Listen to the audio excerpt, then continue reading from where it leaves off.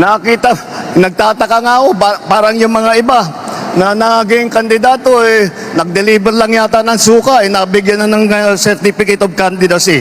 Dahil wala naman natin, walang ikukumpara sa ating mga kandidato.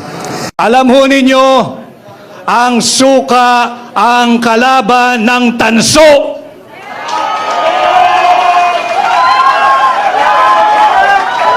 Ang suka ang kalaban ng pekeng ginto.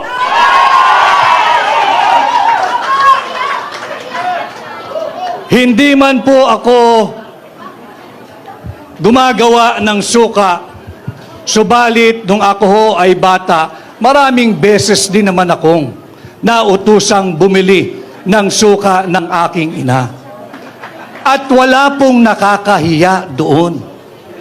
Sapagkat bagamat ako ho ay nakabili ng suka ng maraming ulit at nautusang bumili ng suka ng maraming ulit, may diploma ho ako at nakapagtapos ako ng kolehiyo.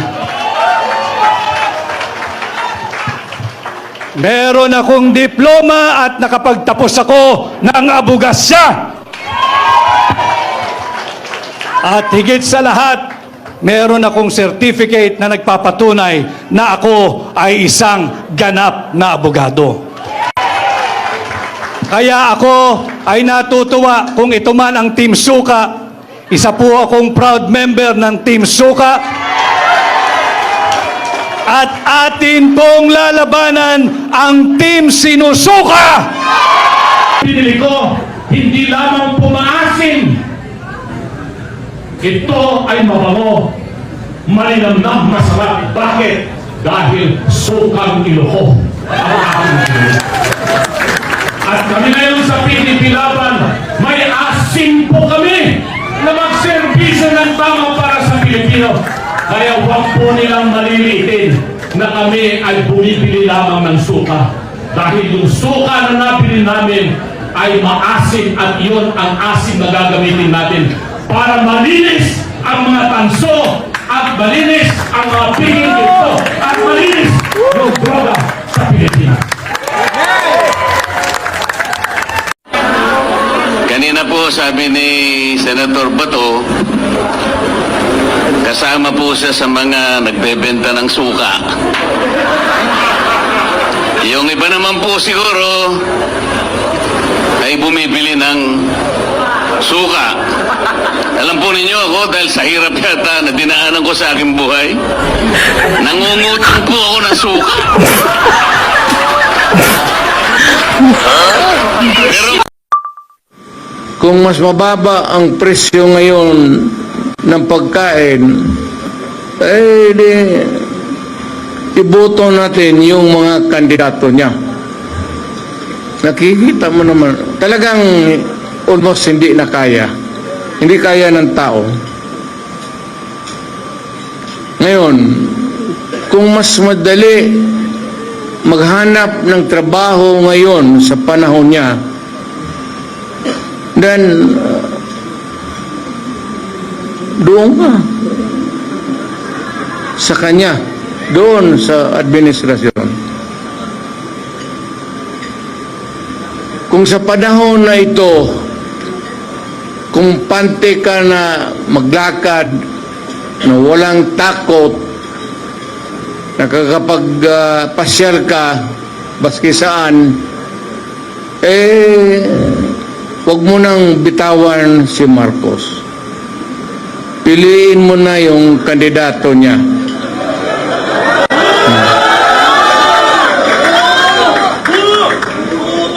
Pero pag sinasabi ko yung pag nagsasalita ako, gumaganyan ako, ibig sabihin ito yung kapalit.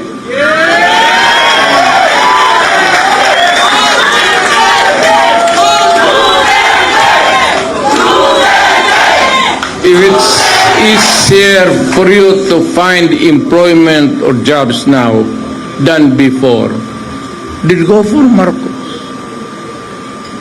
Ako ang durugista. Kung may ganoon ako. At bakit sa ut-ut ako, bakit hindi? total kasama ko naman sa presidente sa hit-hitan. So, yung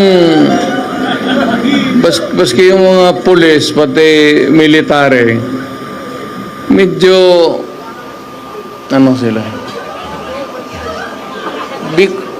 Because of the incongruity. Hindi magkasya eh. Meron isang presidente na talagang bangag. Ito to, ang balita, Nelson, pinangunahan po ng Pangulong Bongbong Marcos ang kick-off rally ng Administration Party Alyansa para sa Bagong Pilipinas para po sa 2025 midterm elections dyan po sa Labag City.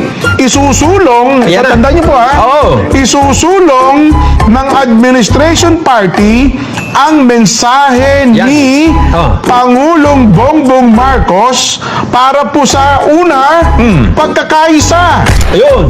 Kaunlaran. Oo. At pagbabago. Ayun. Oo. Sinipa, pinagtatadyakan eh. Sa halip na yung kasalukuyang problema po ang asikasuhin at sabihin, eto yung problema ng bansa natin ngayon, eto ang susolusyonan nila. Ang nangyari ay, balikan natin ang nakaraan. Ang premise natin, ang isusulong ng bagong alyansa ay pagkakaisa, pagkakasundo at kaunlaran ng bayan. Bilang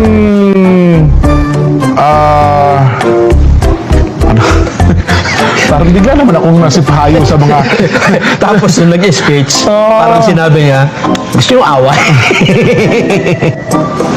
Wala sa kanila ang may bahid ng dugo dahil sa tukhang. Wala sa kanilang kasabwat sa pagbulsa ng sako-sakong pera, pinagsamantalaan ang krisis ng pandemya, pinabayaan ang ating mga kababayan na magkasakit at mamatay.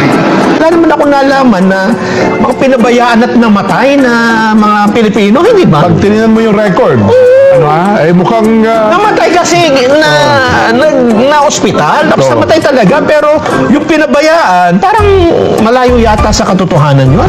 Wala sa kanila ang mga pumapalakpak sa China at natutuwa pa kapag tayo ay binobomba ng tubig. Tinatamaan ang ating mga Coast Guard, hinaharang ang ating mga mangingisda, ninanakaw ang kanilang huli. At bukod pa ron ay inaagaw pa ang mga isla natin para maging bahagi ng kanilang bansa. Hindi ko natandaan dyan kung kailan nangyari na may binombang yung China.